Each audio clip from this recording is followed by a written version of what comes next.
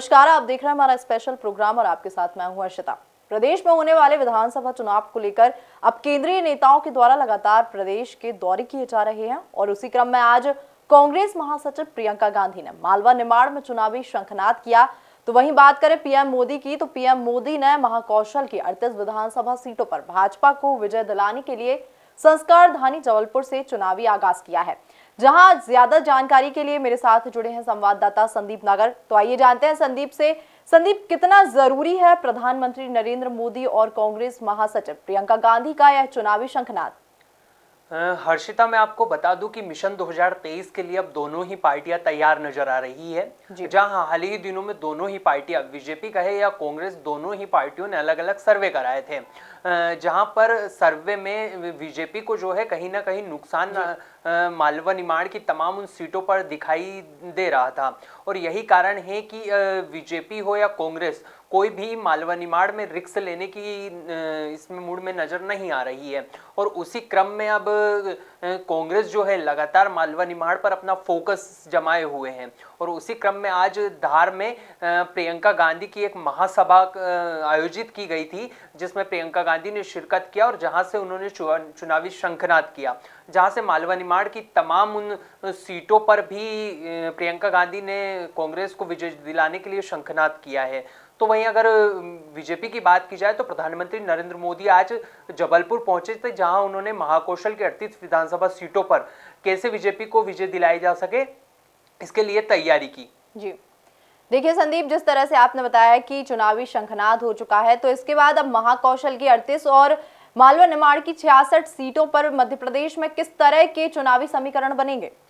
मैं आपको बता दूं कि बीजेपी के द्वारा जो सर्वे कराया गया था, उसमें जो मालवा निमाड़ की तमाम 66 सीटें थी, उन पर कहीं ना कहीं बीजेपी पिछड़ती हुई नजर आ रही थी। और यही कारण है कि बीजेपी के द्वारा लगातार मंथन और बैठकें की जा रही है। तो वहीं ये जो सीटें हैं, इन पर कांग्रेस भी रिस्क लेने के मूड में नजर नहीं आ रही है। और उसी का उदाहरण हमने आज देखा, जहां से जो इस इलाके में आदिवासी अच्छे खासे वोटर भी हैं, तो वहीं इसी बेल्ट में आदिवासी सीटें भी अपना अच्छा दमखम रखती है।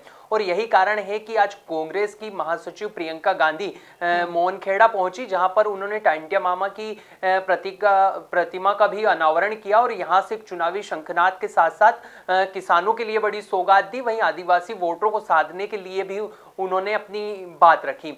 अगर बात की जाए बीजेपी की, तो बीजेपी भी लगातार इस बेल्ट में पूरी तरह से सक्रिय है। और अगर बात की जाए प्रधानमंत्री नरेंद्र मोदी की, तो जिस तरह से वो आज जबलपुर पहुंचे, जहां से उन्होंने महाकौशल की तमाम उन 38 सीटों पर चर्चा की और उन्होंने 2014 के पहले जो कांग्रेस सरकार थी, उस पर वहां से निशाना साधा, जहां से उन्होंने कांग्रेस को आड़े हाथ लेते हुए तमाम उन योजनाओं का जिक्र किया, जिसने मध्य प्रदेश की जो पुरानी सरकार थी, बिजली से लेकर तमाम उन योजनाओं का जिक्र किया, जिससे कहीं ना कहीं कांग्रेस को इस विधानसभा चुनाव में नुकसान उठाना पड़ सके।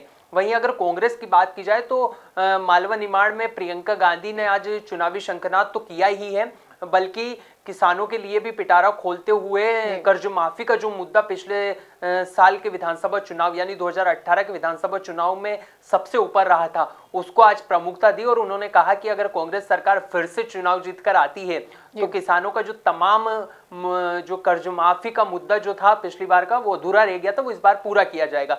यानी कि इसके बाद में कहा जा सकता है कि मध्य प्रदेश की जो तमाम ये सीटें हैं, उन पर नए नए समीकरण इस बार जन्म ले सकते हैं। जी संदीप, देखिए जिस तरह से प्रियंका गांधी ने धार में जो है एक आम सभा को संबोधित किया और यहां उन्होंने कई तरह की घोषणाएं की, कांग्रेस कार्यकर्ताओं में जोश भरा, लेकिन इसके साथ साथ उन्होंने जो है भाजपा सरकार पर भी काफी तंज कसा है। मध्य प्रदेश के एक नेता पर उन्होंने तंज कसा है। तो क्या इसका खामियाजा बीजेपी सरकार को भुगतना पड़ेगा?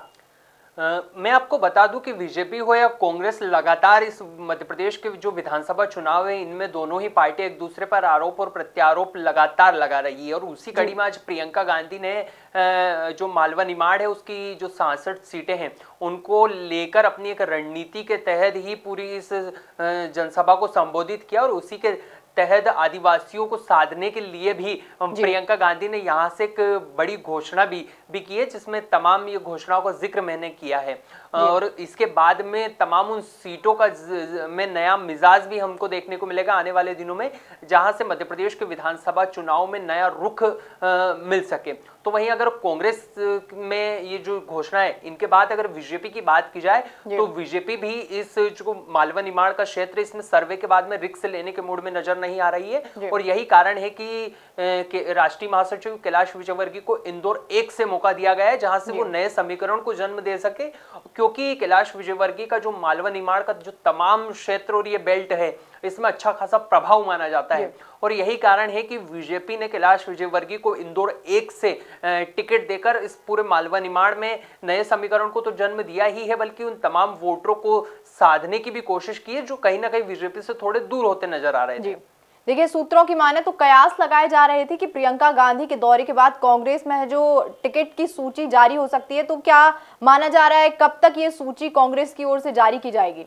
मैं आपको बता दूं हर्षिता कि कांग्रेस में लगभग 121 जो नाम है वो फाइनल कर लिए गए, और कांग्रेस लगातार अपने स्थानीय नेताओं से बातचीत करके और जो अन्य बाकी की सीटें बची हुई है उन पर लगातार मंथन कर रही है। बैठकों का दौर भी लगातार जारी है, जिसके बाद में अभी आने वाले यानी आचार संहिता के बाद में कभी भी 1 से 2 दिन के अंदर ही कांग्रेस की पहली सूची जारी हो जाएगी, जिसमें भारी भरकम नाम तो होंगे ही सही, बल्कि उन तमाम समीकरणों को भी ध्यान में रखा जाएगा जो चुनाव के लिहाज से काफी महत्वपूर्ण है। और उसी कड़ी में आज प्रधानमंत्री नरेंद्र मोदी और प्रियंका गांधी की ये अहम जो हम कह सकते हैं जनसभा हुई है, उसी कड़ी में यहाँ एक जनसभा है जिसके माध्यम से प्रत्याशियों का चयन इस जनसभा के माध्यम से किया जा सके और ताकत देखी जा सके कि कितने नेता की स्थानीय तौर पर कितनी ताकत है।